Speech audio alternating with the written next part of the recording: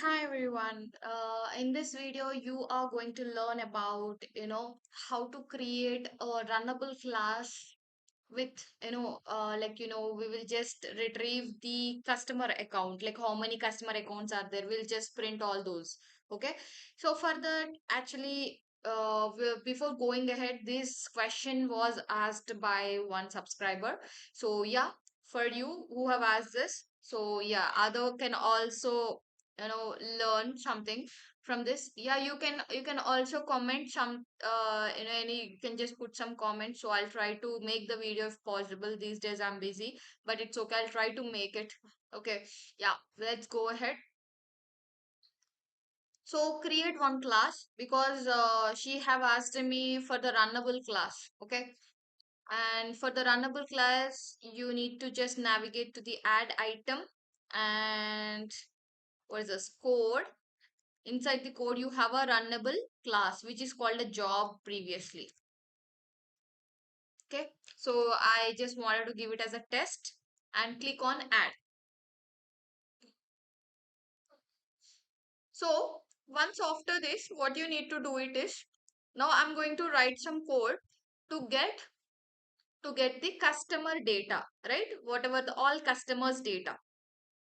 So for this, if you wanted to get all customers data, customers are stored, the data of the customers are stored in customer table. Okay, and create the variable for the cust table. Once after creating variable for the cust table, for to print the all the customers, I mean customer accounts, you need to write a while select statement. While select, from where you are going to select, okay, cust table, right? So there are many customers, so that's the reason I'm just selecting while select cust table. And as I have selected the cust table, now you are going to print. So to print the customer accounts, you need to write it as info strfmt of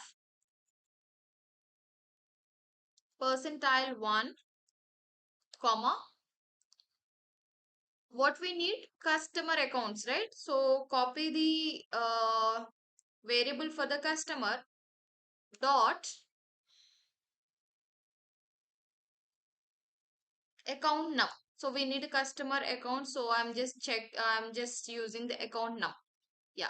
So that's how it's very simple. So that's how we can just write a runnable class. So how we are going to execute? So someone can have the doubt like, okay, I have written. So where I can see how I can execute this. Okay. So how we are going to execute, we are going to see in the next video. Thank you so much. Stay tuned and subscribe for more videos.